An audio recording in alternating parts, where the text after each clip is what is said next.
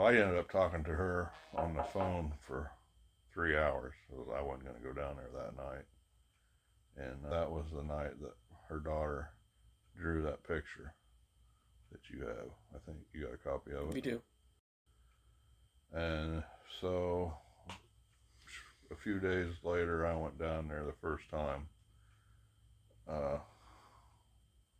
There was some marks, like muddy fingerprints, on the below the bathroom wall, but there was no way a human hand, could have done it, because there was like 4 of them, but it was probably a foot wide where they'd smeared their fingers down. There was tracks. They hadn't mowed their yard, so everything was growed up. There was tracks around the trailer. There was 2 tracks going back to the timber. There was spots down there where you could see if something had bedded down, and watched them. So I got to looking around in that tall grass. There's no way to leave a track, but she had planted some asparagus plants, and I got to looking, and they were bit off. And then just by one little plant, there was a spot about the size of a softball that was just mud. So I bent over, and there was a toe in that mud.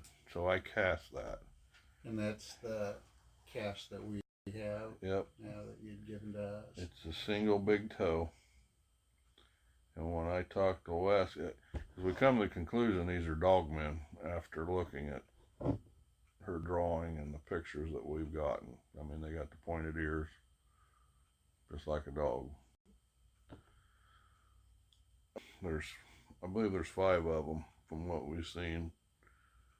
After I've investigated it 4 or 5 times now, and pictures that I got, pictures they got off the trail cameras. We got like a shoulder. We got probably, I'm gonna say it's the buttocks, and then we got the male and the female standing side by side. And I believe there is 2 twins. I believe one of the twins is the one that stepped on that asparagus and left his toe print there that ate her asparagus. And there's another juvenile that's probably 6.5 feet tall. Now, I've seen the big one, and I've seen the juvenile. But what'll happen is the big one will circle around and get over here and get their attention. And then there's, which is, I'm sure, is the mother. She stays over on the other side of the trailer, through the timber, out in that field, and they whistle back and forth. Okay? So one night, I was down there, and I had the infrared app on my phone. And we would have been the male. He was standing behind some trees over by the creek. And I had him dead to rights in that camera. This was the first night we investigated. He was over there, but I didn't realize I could take pictures with it.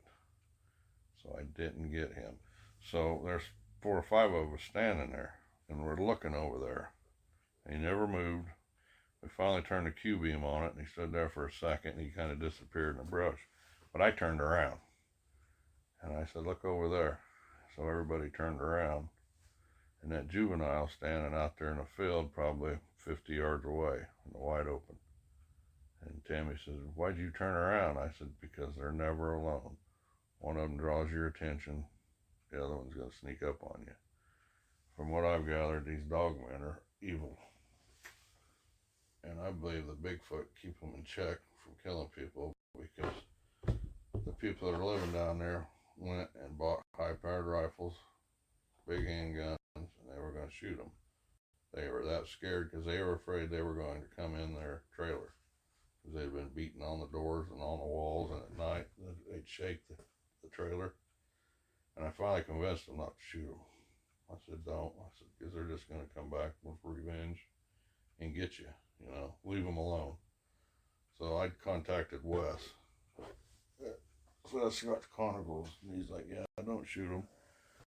I said, "Well, what do you recommend we do here to get them out of here?"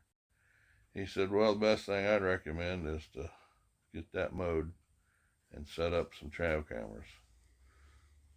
So we did. We set up 5 trail cameras, and they mowed back probably 40 yards, and that stopped them from coming up there. But they could still hear them at night whistling. They didn't see them, but they could hear them.